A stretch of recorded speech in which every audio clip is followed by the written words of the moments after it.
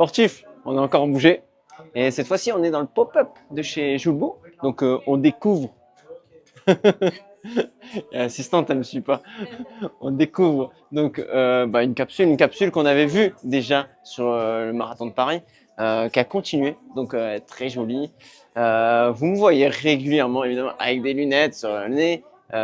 Julbo en fait partie. On a une exception à vous présenter, et présentée par pas n'importe qui. Allez, on y va tout de suite, immédiatement.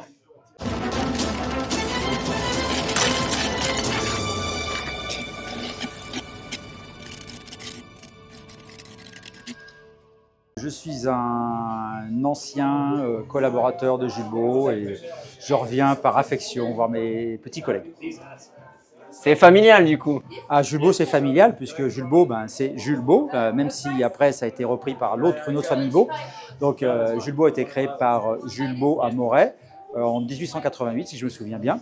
Et c'est loin, mais c'est de là qu'a commencé l'histoire et notamment l'origine de ce qu'est Julbo. Parce que Julbo, il faut savoir que c'était créé à Moret. À Moret, quand vous rentrez à Moret, c'est d'un fil de fer et d'un clou, on créa une lunette.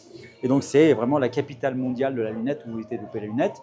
Simplement, Julbo, qui avait développé des lunettes optiques, avait des relations. Il se baladait du côté de Chamonix.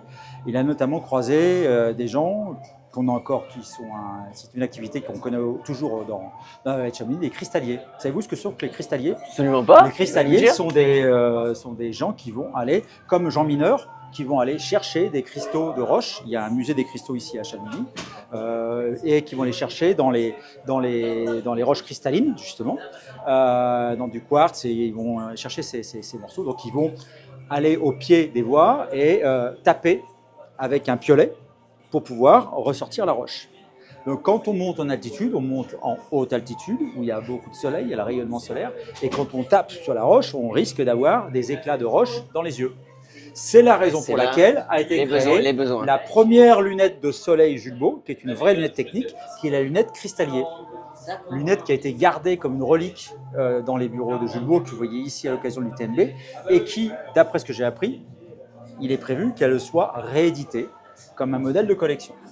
Mais en fait, c'est de là qu'est née vraiment l'histoire de Julbo. Julbo est une marque qui a été préoccupée par la protection des yeux des gens qui étaient dans des conditions les plus extrêmes. Donc, naturellement, des cristalliers, à Chamonix, Julbo est devenue la marque de lunettes référente et logique des guides de montagne, d'où les modèles iconiques, la Vermont, la Cham, qui ont été portés par des grands alpinistes comme Lionel Terray, Yannick Seigneur, ensuite Patrick Gabarou. On voit après d'autres modèles qui ont été plus modernes dans les années fluo, qui ont été développés.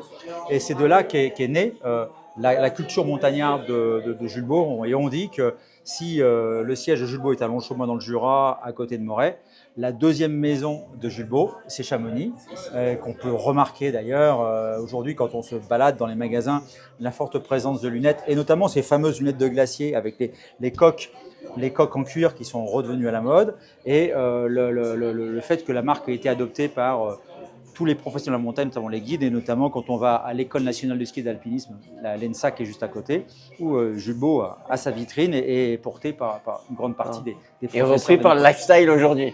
C'est repris par le lifestyle aujourd'hui, et ensuite, après, Julbo, fort de ce savoir-faire, a appliqué ce savoir-faire sur d'autres pratiques sportives, dont notamment le trail running.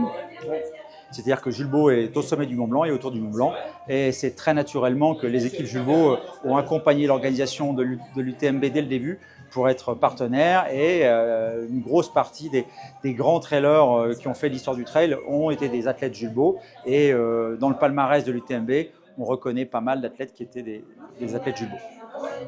Histoire et partage très très intéressant. Voilà. Merci beaucoup.